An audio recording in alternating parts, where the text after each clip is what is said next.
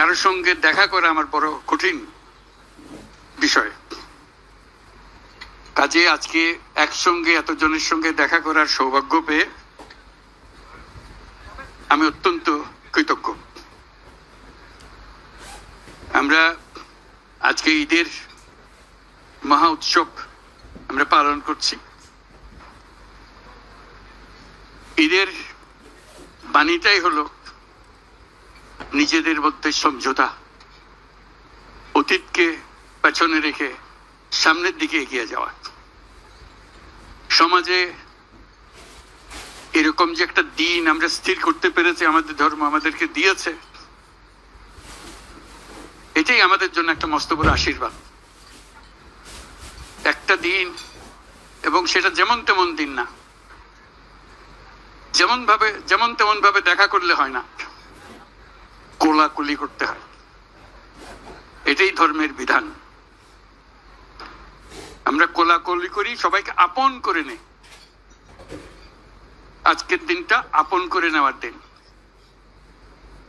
আমরা সেই বাণী আমাদের মনে ধারণ করে প্রত্যেকে যেন পরস্পরকে ধারণ করি। যত রকম দূরত্ব ছিল সেই দূরত্ব থেকে আমরা সরে আসতে পারি। এটি সমাজের মঙ্গল, যে কোনো সমাজের মঙ্গল। সেই সমাজের মঙ্গল আমরা যেন আগ্রহ সহকারে নিজেদের মধ্যে আত্মস্থ করতে পারি। সেই জন্য এবারের ঈদ অত্যন্ত গুরুত্বপূর্ণ ঈদ,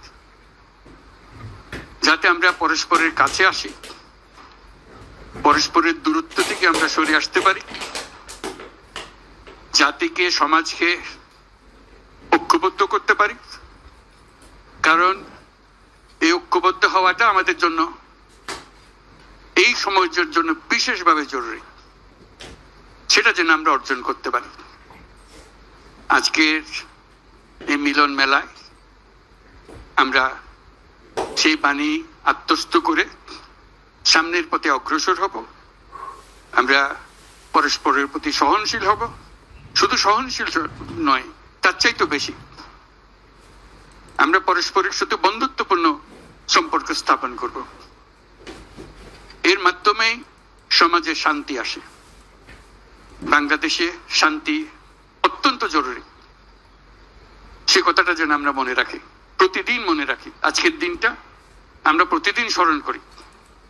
আমরা দেশে শান্তি চাই, যাতে মানুষ নিজ মনে নিজের আগ্রহে দিন চলতে পারে, কারো ভয়ে কোনো ভয়ে ভীত হয়ে তাকে চলতে না হয়। আমরা সবাই সবার মঙ্গল কামনা করি। জাতির জন্য শান্তি চাই এবং পৃথিবীর জন্য শান্তি চাই। আমরা সারা পৃথিবীর জন্য আমরা শান্তি চাই।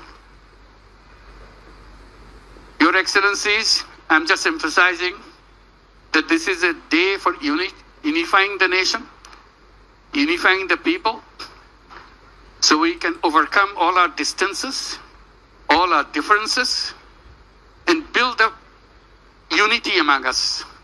And the nation needs that unity, particularly this time that we are passing through our history. It's very important. So I hope you will help us to build this unity and move forward. Bangladesh deserves more. Bangladesh has a future which has not been explored. We want to explore that. We want to make that future come true. So that's where it begins. Unifying the nation, building the nation to move forward. Let's do that. Thank you very much for your patience. Eid Mubarak again.